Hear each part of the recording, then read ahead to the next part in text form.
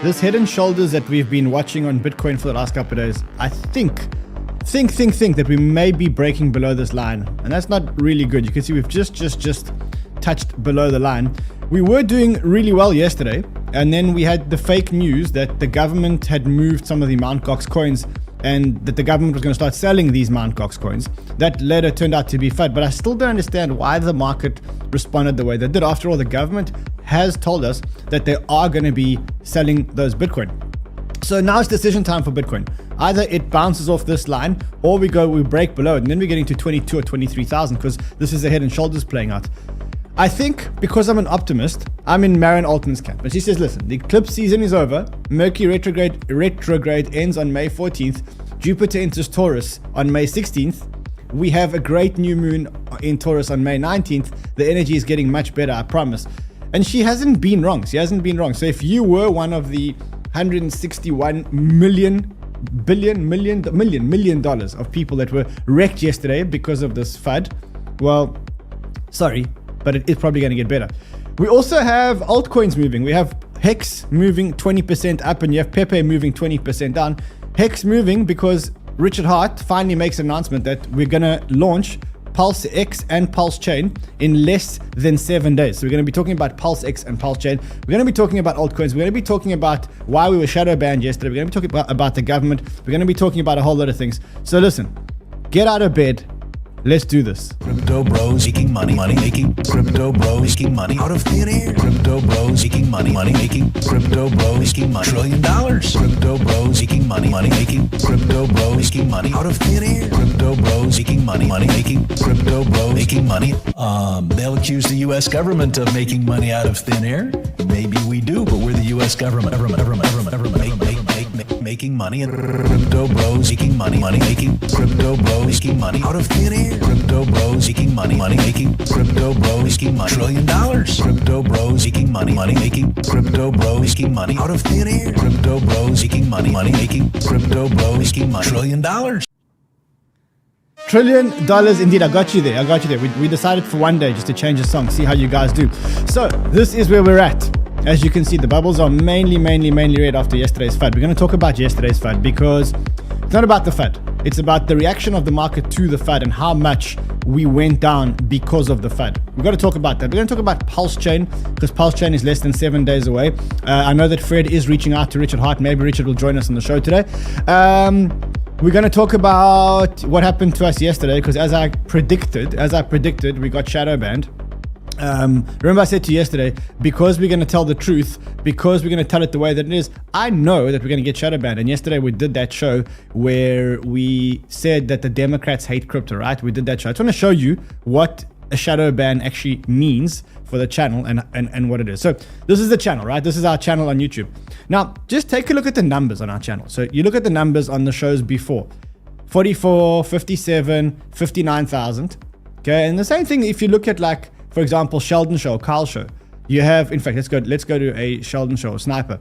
You can see the shows 34, 20, and then you can see Kyle Show as well, 23, 37. The minute that we talk about the Democrats, bang, the numbers go down. Kyle got 17,000 views. I got 36,000 views, the lowest show that I've done in weeks, which just goes to show, if you talk about the Democrats, if you talk about stuff that YouTube doesn't like, because you know who's behind YouTube, well, you're going to get shadow banned. So listen, what I need you guys to do, I need you guys to first of all smash the like button, subscribe to the channel, and help us get unshadow banned. The only way to get unshadow banned is if you smash the like and subscribe to the channel and really say good things about this, and then that way the algorithm believes that we're actually a good channel, and then it doesn't shadow ban us. Even when we talk about the Democrats, Also, by the way, I have got a new trick here as well. So my microphone and the music is also connected to James. So if James makes a mistake, I just turn up his sound in his ear. James, how's it, man? Deaf. I worked out that I can turn up the sound and it basically ruptures his eardrum. So I don't know, it's just the fun that we have here. The fun that we have here at the office. All right, well, I do want to tell you that we will continue to expose the governments. We ain't going to stop, even though we did get shadow banned. You saw the Brad Sherman video. That Brad Sherman video came from a congressional not a hearing. It's like it's a committee that is has been structured to regulate crypto. And it's a bipartisan committee. It's with the Republicans and the Democrats, and it met yesterday to talk about crypto regulation. Now, the thing is that this document was leaked before they went in. And what you can see in this document, this is to the Democrat members. Okay, so this document went to Democrat members. It's a committee of financial services, and you can see that people were there and they were testifying. But more importantly, the key messages, they have like this thing called key messages. It says, key messages. While Republicans claim that they are working to provide clarity to the markets, carving out the space for the CFTC in crypto, they're simultaneously undermining and hamstringing the agency by proposing to cut its budget. Republicans are proving that they are really unserious about protecting investors and consumers. This is the narrative that they are walking in there with. So this is like a document that goes to them and says, guys, you stick to the narrative. This is what we're fighting for. It says, committee Republicans are trying to pass pro-crypto legislation in June. Well, newsflash, our nation is set to default on its debt as early as June. Republicans' number one priority must be to join the Democrats in passing a clean debt ceiling. So they bring in other matters. Fuck this video is also going to get banned from YouTube again. Republicans have decided to embark on partisan pursuit of sweeping digital asset legislation that erects entirely new financial frameworks for the crypto industry, where neither the Biden administration's investors, the SEC, or any other financial regulators have called on Congress to do so. The problem is not ambiguity, it's mass non-compliance with existing laws, and crypto companies can't be let off the hook. The US has a regulatory system that has worked well and sustained massive innovation for the financial system for decades. Bullshit. We can't invent new accommodating regulatory structures simply because crypto companies refuse to follow the clear rules of the road. Then he says, yeah, it's a turf war. Is it a turf war if no one's fighting? Both the SEC and CFTC are aligned on the fact that the SEC is the regulator to determine if crypto assets are securities, and the SEC has made clear that nearly all crypto assets are securities. End of story. Under 𝗕𝗓𝗓𝗓, the SEC has built up the strongest enforcement team yet to go after crypto criminals and protect investors and consumers from harm. Unfortunately, committee Republicans want to reverse course and tie the hands of the SEC. The SEC must continue to lead regulation of the US into crypto markets. So you can see the Democrats went in there again with an agenda. They went in there with the agenda to push everything towards the SEC, like I told you yesterday. And then you're saying exit download bar. Okay, James. Yeah, let me just turn up the volume for James. James.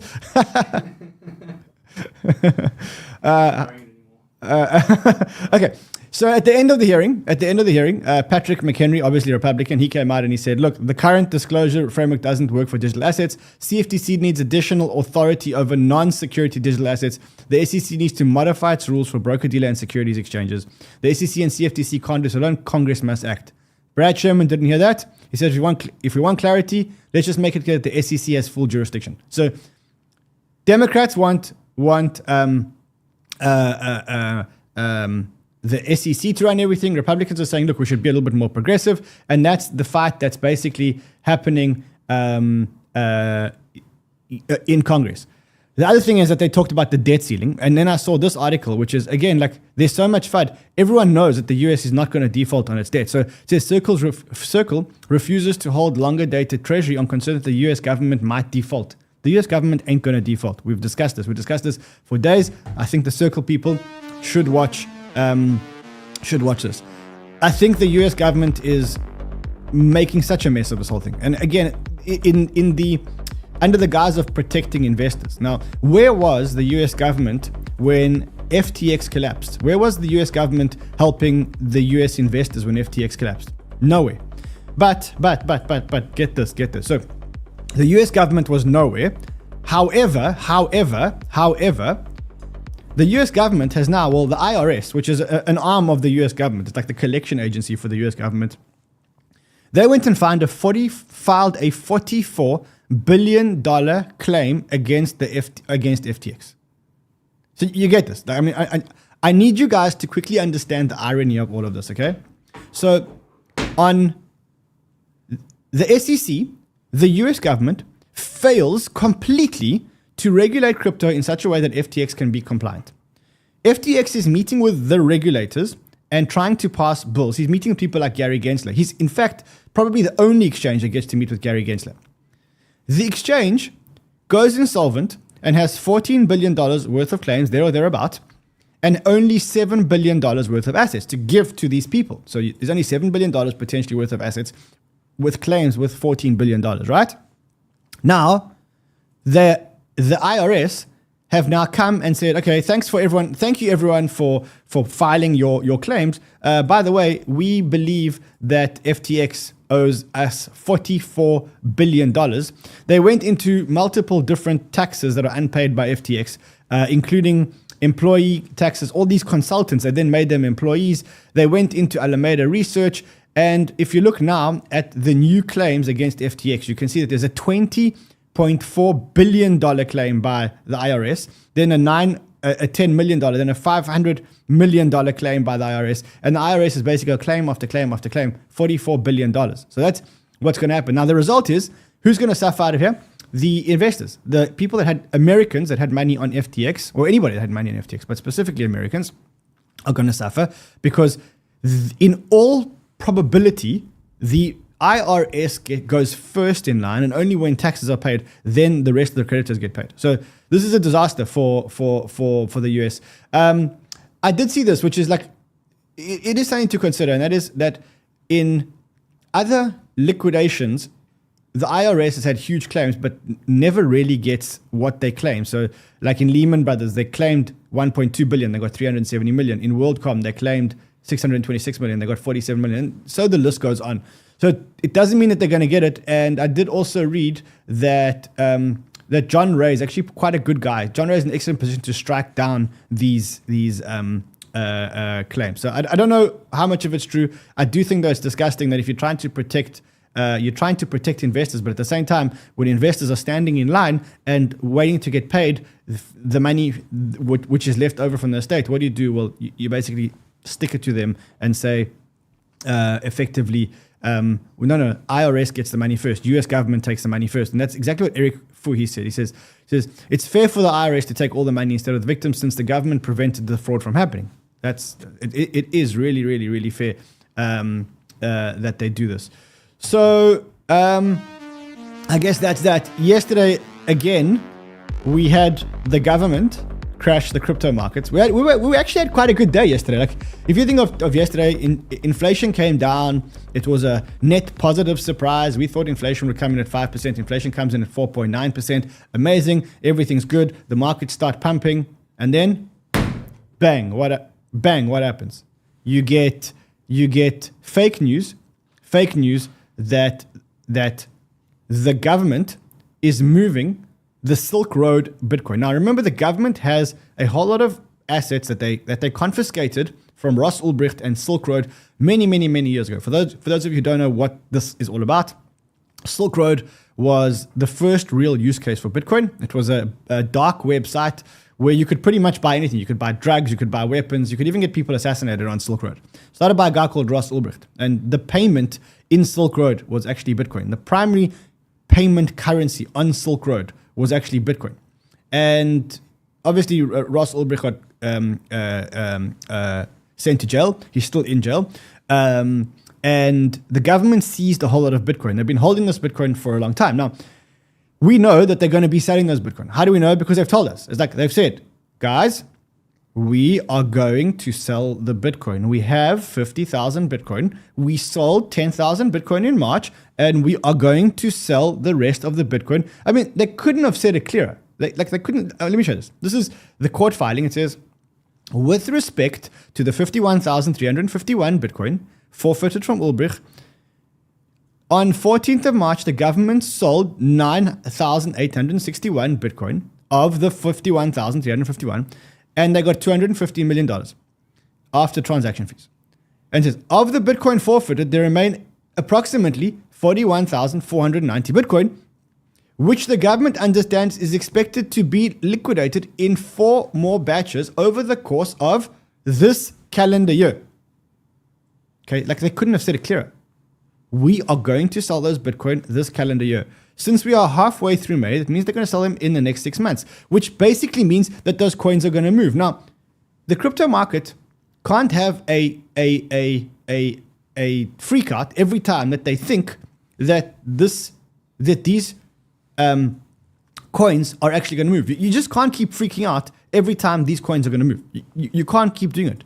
We've got to just accept the fact that they've given us notice. They're going to sell $1 billion worth of the remaining tokens, the remaining Bitcoin, and we cannot be freaking out every time this happens. So the question is then, why is this happening? Why is the market always, every time it thinks that the government is moving these coins, why is the market actually crashing? And the answer is very, very, very simple. It's liquidity. There is no more liquidity in the market. Because of Operation Choke Point, you can see that the North American-based customer volume exchanges, it keeps going down. Very, very, very, very, very low volume. And the result of that is that prices can go up quickly, but when you get big sell orders, prices are going to go down quickly. And so I don't understand why people are freaking out. But on the other hand, with no liquidity, every time people want to sell, they sell very quickly. And that's why yesterday we got liquidations. We got $150 million worth of liquidations in yesterday. Majority of them were longs. They were all liquidated longs, obviously, because the price went down. And why did it happen? Because of liquidity. And you can see that the liquidity isn't looking very good. This is like the 2% market depth in the US. Shows you how much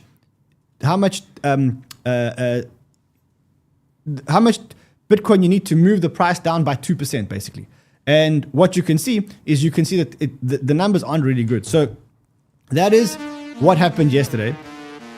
I also think that it's irresponsible of this 𝗓𝗏 company. This 𝗓𝗏 is a company that sends alerts. And it's irresponsible of this 𝗓𝗏 company to keep labeling addresses. They claim that they didn't label the address. Somebody else labeled the address. You can label addresses manually. But that's what it was. And luckily, 𝗧𝗥𝗏𝗃 actually came out yesterday and said, you know what? Actually, the government hasn't moved the Bitcoin. Here is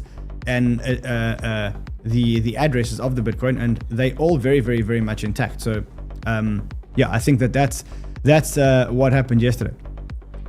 As I said, yesterday was actually quite a good day because we had good inflation numbers, and that actually did send the market up. So it should have been a good day. Let's quickly look at the US markets now because we had PPI numbers today, which was Producer Price Index. Okay, US markets are slightly down. Dow Jones 0.5% down. All the markets are about 0.5% down. Now, why? Well, yesterday we had good inflation numbers. The thing to see in the inflation numbers is that we've now had 10 consecutive declines in inflation. So we had 10 consecutive declines in inflation, landing up at a 4.9% inflation rate yesterday. Okay, that means that the probability of a no interest rate hike in the next period is about 95%. So no interest rate hike. We're also starting to get shelter, which is rents and shelter coming down, which is, we thought that this would take much longer to come down. So this is all good. We had employment. We had a major spike in unemployment. The numbers came out today. We had a major spike in unemployment today. Unexpected spike in unemployment today, which means that, again, this is exactly what Powell wants. And this is what we want to see for Powell not to increase interest rates. So we had a 264,000 jobless claim versus 245 expected, which is the highest since October 2021. Great. Well, not great because people don't have a job, but great because that's, you know what I mean. And then we had PPI, which is the Producer Price Index, which is the inflation that producers are experiencing. And that PPI was also lower than expected. So it was 3.2 versus 3.3, or it was 0.2 versus 0.3 month on month, which means that it's also coming down.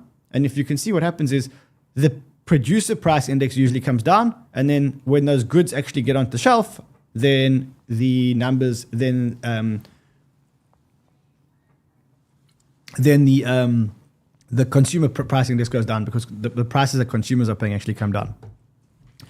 Cool. Let's talk about something else that happened yesterday, which is good and bad. Well, we have Tether coming out with results. Very, very, very impressive results. And for anyone who thinks that Tether is not backed, well, I've got news for you. Let's quickly go through the Tether results. The first thing is the reserves are at an all-time high. They've got a surplus of $2.4 billion, which means that not only are they backed, but they actually have $2.4 billion of reserves. They also made, get this, they made 1.48 billion in profits. I mean, that is super, super impressive. You know how they make money? Tether have $70 billion in Tether. And what they do is they invest those Tether and they earn interest, okay? So that's how Tether actually make money. And if you look at what they actually invest in, $50 million gets invested in US T-bills, and you can see the rest of their investment portfolio. But they've also got $1.5 billion in Bitcoin. And if you look at it, even though T-bills are yielding 4 or 5%, Tether made a 9% return on their $70 billion, right? And with that, they made $1.5 billion. And just to give you some perspective, okay, this is what blew my mind, absolutely blew my mind.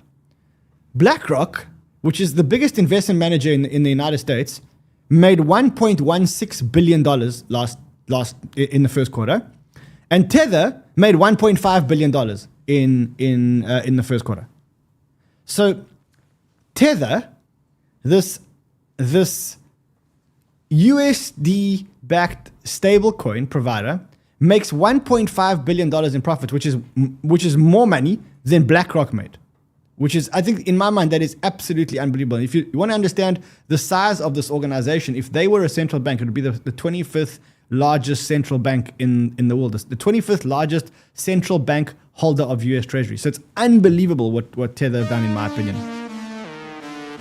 Okay, let's talk about the big story of the day. The big story of the day is that Richard Hart has tweeted, and he said, we're estimated to launch PulseChain publicly in less than 7 days. So I know there have been a lot of haters, but to the haters, I mean, you got to give it to him. A lot of people didn't believe that he would actually manage to launch PulseChain, and he did. He's now said it's launching within 7 days. So yes, it has taken the project a long time, but he's been very, very, very clear that what he's doing is completely unique. What he's doing has never, ever, ever been done before. And I can attest to the fact that no one has ever tried to do what Richard Hart has done with PulseChain. Now, love him or hate him, I don't really care whether you love him or hate him. We've always loved Richard Hart in the show.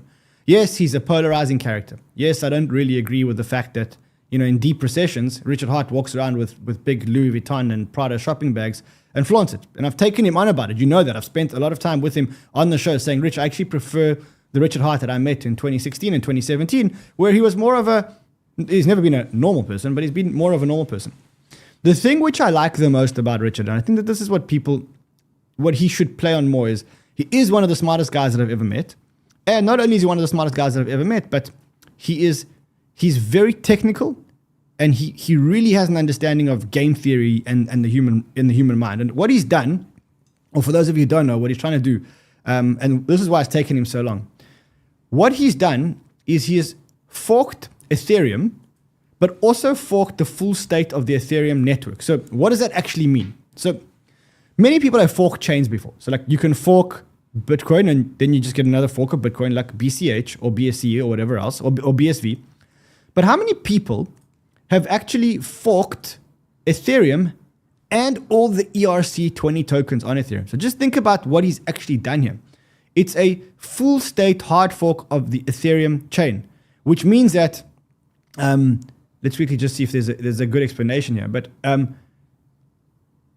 so what it does is it forks the whole chain and all the network state and all the holders of the chain. And it aims to increase the value of the Ethereum network by sharing some of the network load and lowering fees.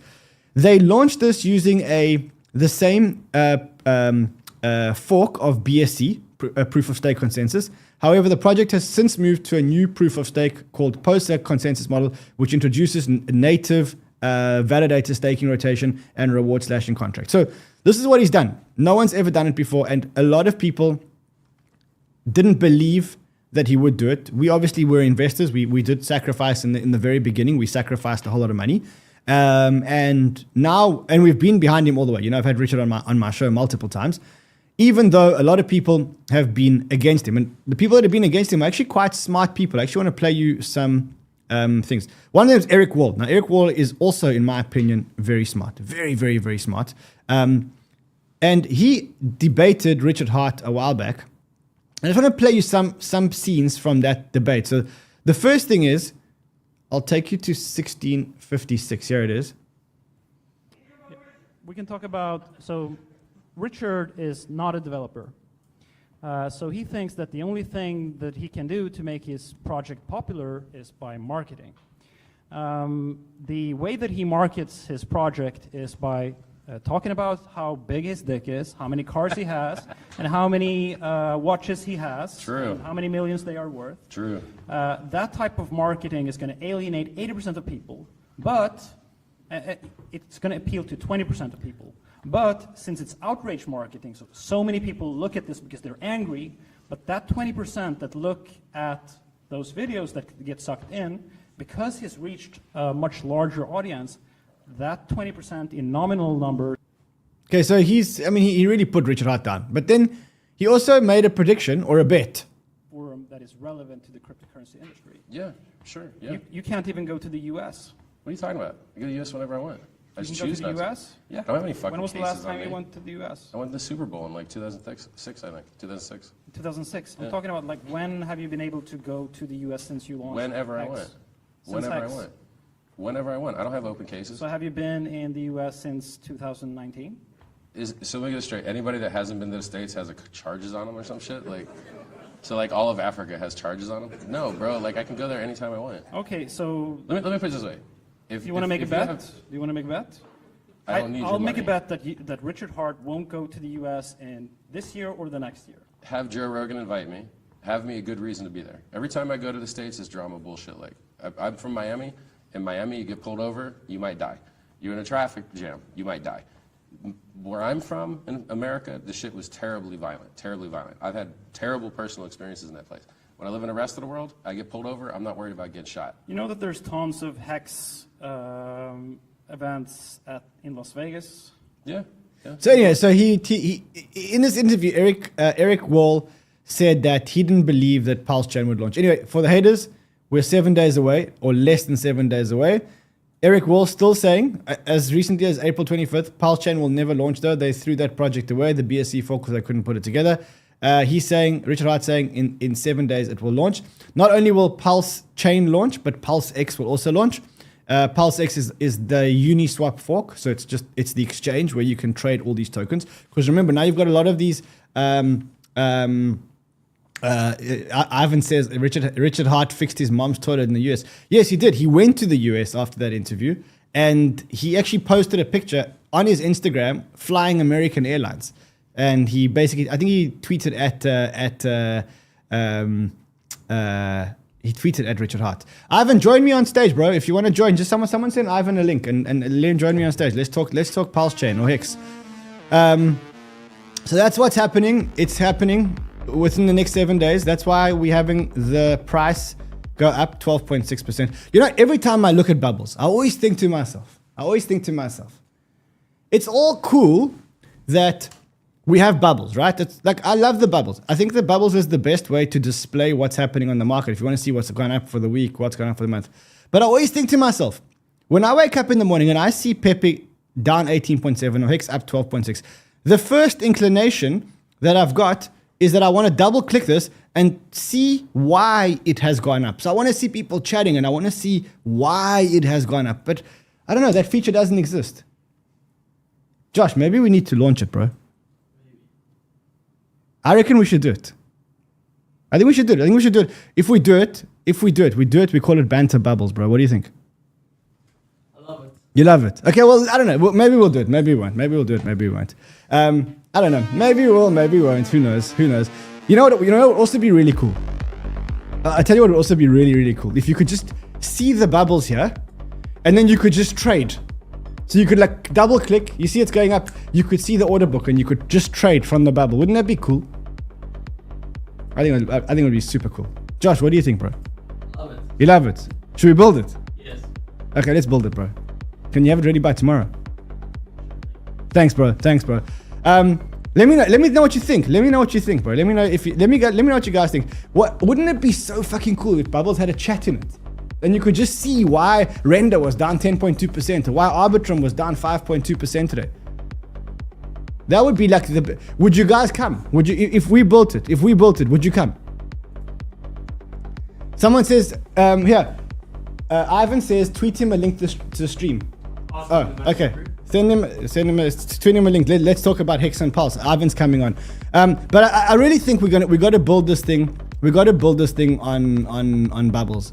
So we got to build it with a chat, and then we got to build it where you can actually trade from the bubble. So that the bubble is the order book. That way, you wake up in the morning, you see the bubble going up, down, up, down. You go, why is Radix down 10%? Double click, boom, there should be a chat. We should all be chatting inside the bubble, right? Absolutely. Everyone's saying absolutely, hell yeah, absolutely guaranteed, hell yeah. Definitely love that idea. Just stay tuned, okay? Just stay tuned, because it actually might be happening. Josh, can you have it ready by tomorrow, bro? Yes, I will get it. You will get it, right? Go and register the domain first, at least, because you know these guys will steal the domain. You know that. Banter bubble blasters, bubble up, bubblicious, meme coin bubbles only. You see, you should be able to do all this shit. Why can't I have meme coin bubbles? Why is there no index of bubbles here? Why is there no index of bubbles? I'm gonna build it. I'm gonna launch it. We'll have it launched by tomorrow. How's that? Okay, we'll have it launched for you guys by tomorrow. I think that's the way to do it. Someone get Ivan on here. Let's get Ivan to join us. While we're waiting for Ivan, I do want to say I told you so. I told you so. I told you so. So Sui, no one's trading in Sui. No one. Yesterday they had 3,600 active wallets for a project with a market cap of like $12 billion. The reason why this is happening is because they didn't do an airdrop. They got $28.4 million in total value locked for a project with a $10 billion market cap. And I also told you that there's a big token release. So you see the token releases are starting to happen here. You see? So Ivan ready when you are, awesome. Actually bring Ivan on. Just I can't see him. Refresh your shortcuts, but here he is. Okay, let me yo! This is a good surprise. But I can't hear him, James. 1 second. 1 second, I can't hear you. We're gonna get your sound There we on. go. Yo, can you hear me? Check. Check. 1 2 1 2 1 2. We're 1 week away, bro. We're 1 week away apparently from Pulse. Indeed. And I just heard you guys also sacrificed. It's been 2 years of 2 years. nothingness, but 7 days. Let's see. You know what? We sacrificed actually. We gave money to the charity. So there was one charity that he was supporting. We gave money to the charity, and then we also sacrificed separately to that. We've been waiting for 2 years. We heard all the bad comments from the haters, and at one point we kind of believed like that it wasn't going to launch. But Richard's intelligent, bro. Richard's a very smart guy. Yeah. And like you said, I find all the critics very fascinating as well. Like you said, for example, 𝗏𝗏𝗏. I love Eric as well, especially now that what he's doing with Bitcoin and Taproot Wizard and all of that. But the thing is, you need a bit of different mindset when it comes to alts. I haven't seen Eric be active in the new alts or find undervalued things before they pump, stuff like that.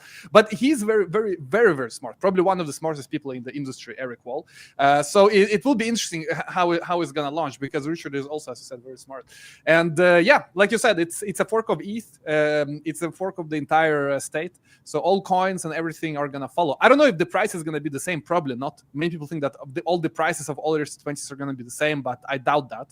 It's kind of like ETH proof of work fork. It's also fork with all the coins and all of that. But in terms of launching Pulse, yep. Let me ask you a question. So you're gonna have a Pulse, and the Pulse is gonna have a mirror image of all the other ERC20. So if you've got a Uniswap token on ETH, you're gonna have a Uniswap token on Pulse.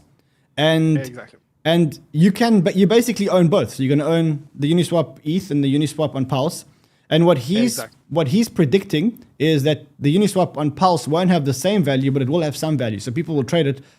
You know what? That I don't know.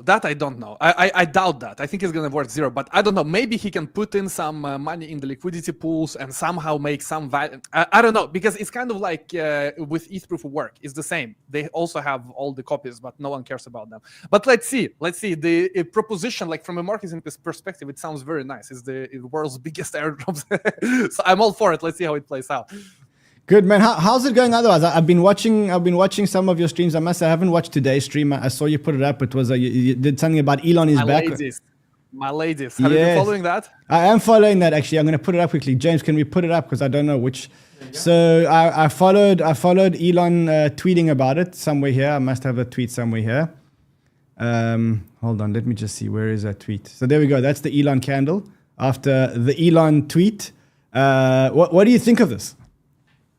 Well, Elon is back into the market. There is this joke that he found a way to pump the markets without Gary Gensler noticing. Now he's into NFTs. He's posting a picture of an NFT. And the floor price went from 3.7 to 6 point something in a matter of an hour. Now it's back, though, to 4.5 or so. But probably it's going to stay above the baseline when he started to pump it. And yeah, a lot of altcoins called 𝗲𝗏𝗧𝗧 also pump. I don't know if they have any connection. I myself, I'm not in the 𝗲𝗏𝗧𝗧 ecosystem. I don't know if you are. But it's kind of foreign to me. I am in penguins though, in 𝗕𝗏𝗵𝗵𝗃. Are you in any NFTs? Which NFTs do you like? I have some NFTs. I've got some of Elio's game. I don't remember what they're called. Nice. Yeah, Imposter. I have some imposters. I have a whole lot of NFTs from the last bull market. I also have some meme coins, even though I must say I've been quite vocal about what influencers are doing with meme coins. I have nothing against meme coins. I love meme coins. Don't get me wrong. I'm the biggest fan of meme coins. But I'll tell you what I'm not a fan of. I'm not a fan of influencers sending other influencers messages to say, hey, let's buy this meme coin together and then let's pump it and then let's dump it. I think that's stuff that is very, very bad for the industry. And then I actually wrote something today. I wrote a tweet today. Let me try and find it. I wrote this. And I really have an issue with this because I think we should all be aiming towards... Meme coins are fun. I mean, you want to gamble on meme coins? Gamble. Like, have fun. But this is what I don't like. And I wrote a pocket guide about it. I said, influencer meme coin pocket guide. Buy low cap meme coin, recruit other influencers, shill meme coin hard, dump on followers, move on to next meme coin, repeat. Once you've mastered the cycle, after 3 cycles, launch own meme coin, recruit other influencers and give them early access, shill own meme coin relentlessly, and then dump on followers. Well, I don't know if they like. I haven't been following a lot, but I know BitBoy has Ben now. He joined the Ben crew, but I haven't been following like the other. Are there more influencer coins outside of Ben that you have been? They may not be directly linked to the influencer, but you're getting all the influencers now shilling meme coins, which is, I think, really bad for the industry. Like we won't do it. We won't do it. We won't get involved. No, like, look, we trade 𝗵𝗵𝗵. I mean, I've been long and short 𝗵𝗵. In fact, it's been one of my best trades of the whole year. I think it's the easiest coin. You've been very early. You've been very early. Yeah, I was early to buy. I was also early to short 𝗵𝗵𝗵. But I mean, what's going on now they're making a mockery out of the market. And to be honest, now with the legislators watching our market, we know that legislation's coming in. It's not a good time to be doing this. We should be on our best behavior now because we know the regulators are watching us now, and more influencers shilling more tokens right now is, ironically, a lot of them live in Dubai, so they're out of the US net now. They used to be Americans, but they live in Dubai. And now also we have the MiCA coming online, I think next year in the EU. And there they clearly specify that even if you mention any kind of coin, it doesn't have to be a small coin. It can be a big coin. You have to disclose everything. It's going to be like with the stock market. Everything needs to be fully disclosed and fully fair. So the market is definitely maturing. And I feel that with MiCA, we're going to have the biggest regulated crypto market, which makes sense. Like, these regulations, I think, make sense in the EU. And I know CZ from Binance also tweeted that he likes them as a regulatory clarity is becoming better. So all in all, hopefully it will attract even more capital long term. But how long do you think this meme coin season is going to continue? Because I think it's finished. It's just going on and on. I thought it would end maybe last week. I don't know. It's still here. I think it's finished. I mean, this is Pepe's chart. Like, I think it's on the way down. It's the vigor, the money coming in is not in anymore. It's finished. We know it's finished. It's just, this is the last. I've warned my followers, my viewers, to be careful. From now on, you're the exit liquidity. There's better things. What do you think of yesterday's fake news dump? Fake news dump. Yeah, about the US government moving. I think Bitcoin is quite strong now, although we are clearly rejected at 30K, and this year of pre-halving year normally is sideways. So to me, it wouldn't surprise me if we go back to 25, maybe even 22 and go sideways and maybe return after the summer. Who the hell knows? I don't have a lot of hopes this year.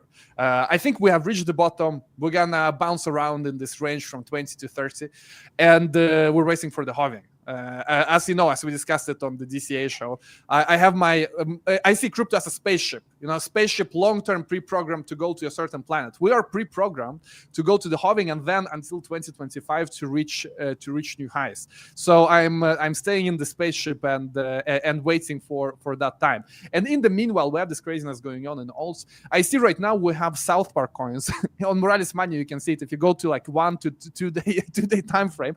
I think what these meme coins are trying to do now is that they're trying to pivot into a new narrative, like from all of these Peppers. Now they try to do South Park. I did see some South Park characters. Maybe they're all rugs. Just like we had the food in the past, and then you can go into dogs, and now into frogs. I remember pickles and yams and sushi and sashimi, and I remember all the food. Ivan, you have your roots in charting. You love the charts, bro. Is this the head and shoulders? And did we just break below the neckline?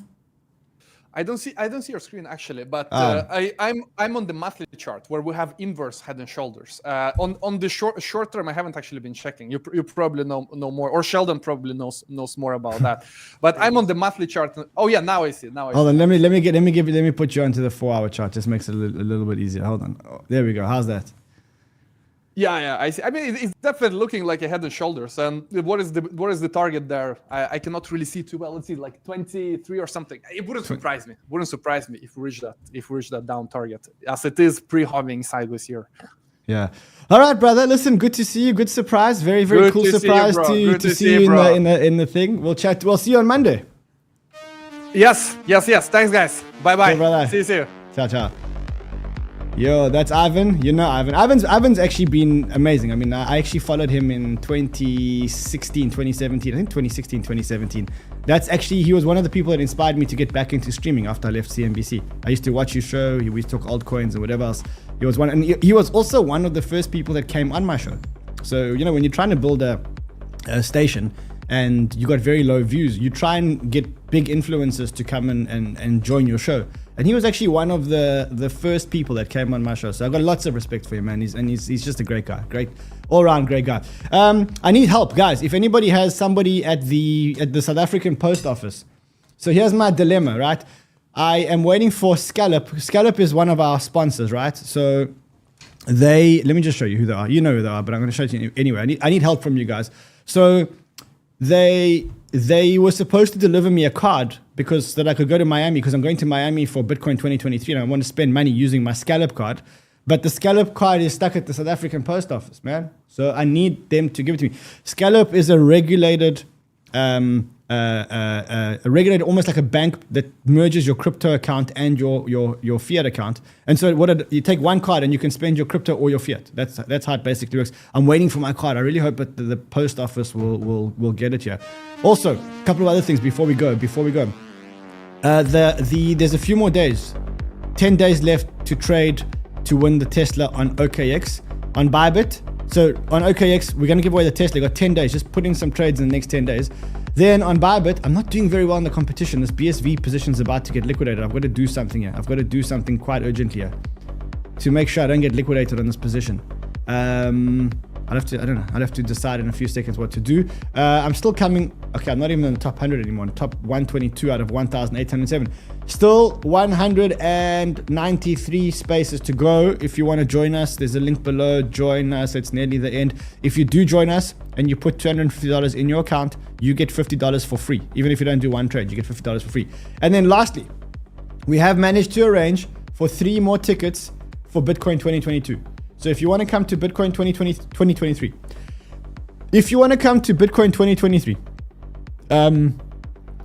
join us, go and buy a ticket. When you check out, very important that you put in the coupon code CryptoBanter, because not only will you then get a discount on this, but you will also get access to our party. Am I allowed to invite people to the party? Someone asked Dave, can I invite people to the party? Hold on, let me just quickly see if I can just invite people to the party. Let's see.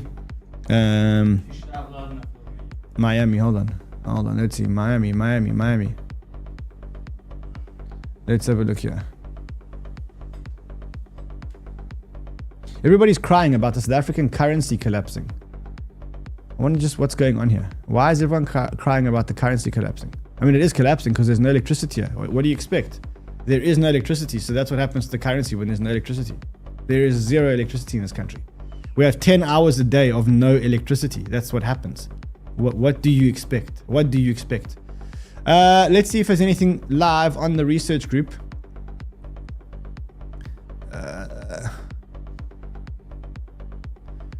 PackQuest is halting trading again because they had 9% withdrawals. Okay, so what?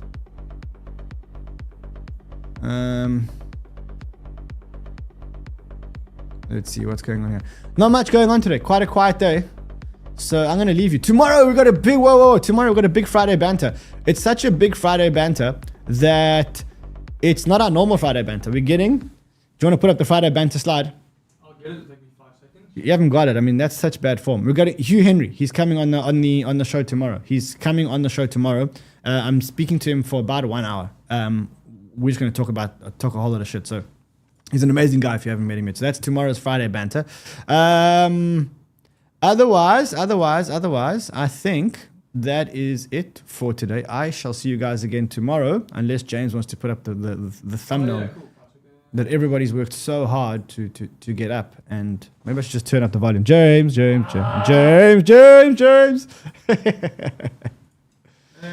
we go.